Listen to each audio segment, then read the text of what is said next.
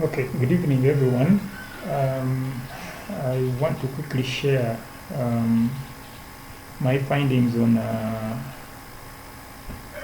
2010 Mercedes C220 CDI that was sent to me because of a low power complaint by the owner. The complaint that it had low power, especially when the engine was cold. I verified this to be true.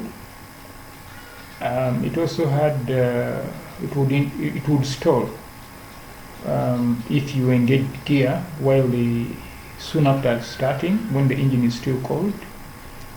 You could engage D or R, usually R. The engine would stall, and then the check engine light would come and go, and the problem seems to be getting worse with time.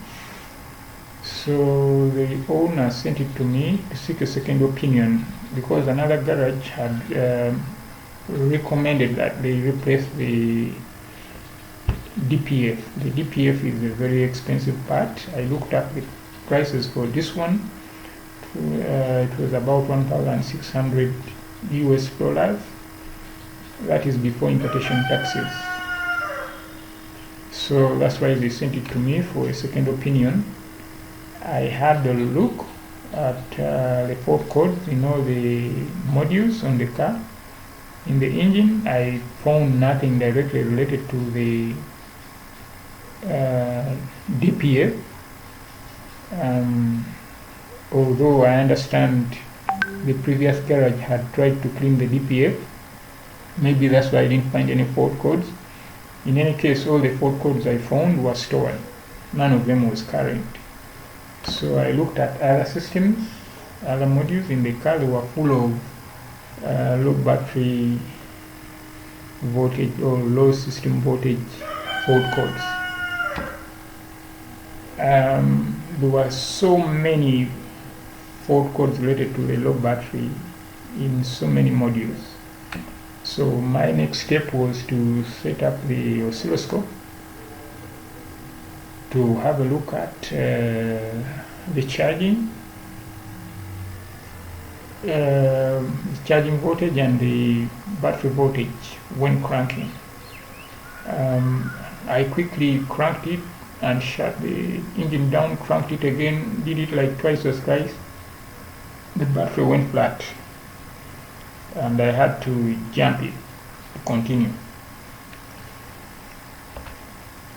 So from what I could see, the battery voltage was going below 9 volts when the engine was cranked consistently, and then the charging current looked like, I studied it for over 15 minutes, but it looked like it was good to me.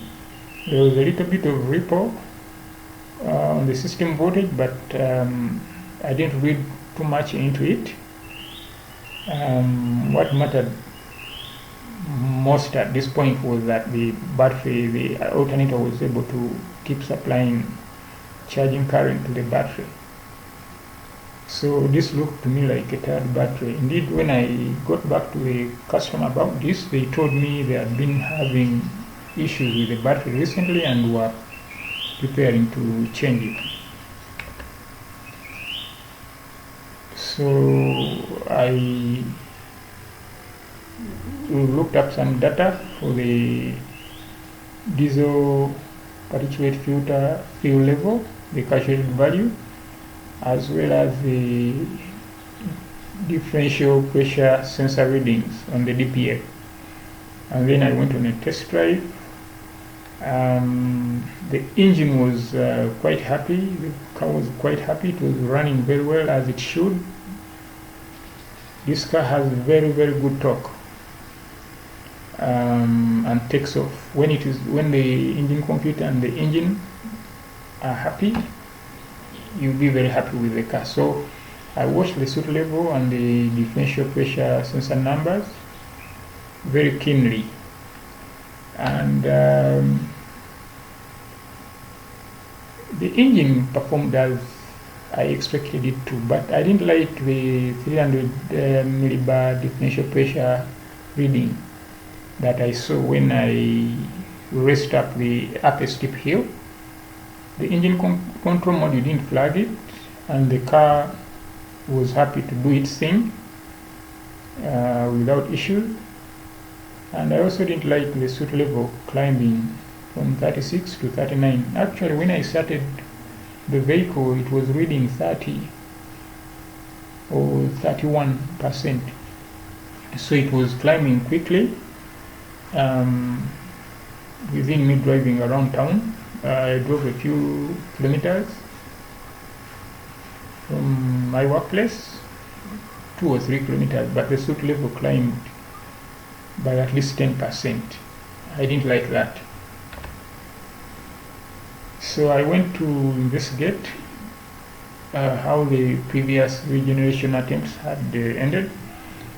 I discovered that all the previous 13 attempts had failed. The one before the 13 had ended well, but after that, the engine control module had tried to regenerate the DPF 13 times, and it had failed. Why? Because, for example, you can see here that the engine was running for too long at idle, and 2, you can see here in the next slide that the engine was shut off at some point. Now you can see the 14th previous time is when it had completed successfully. After that, subsequent 13 times, it had failed. So now the issue is really that the car is not being driven enough at highway speeds or at cruising speeds for it to complete regeneration cycles. And that's why the soot build-up continues. So I don't believe at this point that the customer should be buying a new DPF, especially that it is expensive, because if they continue driving it exactly the way they've been driving it, they will come back to the same problem sooner or later. So in conclusion, I advise the customer, 1, to replace the battery, 2, to do more and longer highway driving more frequently to allow the engine control module complete DPF regeneration cycles. And I also understood that the previous garage had tried to clean the DPF, so that explained why I found the soot level reading a bit low, but it was climbing a little bit too fast for my liking. The car really needs to go and complete a regeneration cycle. So I didn't feel that this warranted the customer forking out so much money on a new DPF. Thank you very much for your time listening to what I had to say today. That is my telephone contact in case you need to reach me for whatever you may want to discuss. Thank you very much. Bye.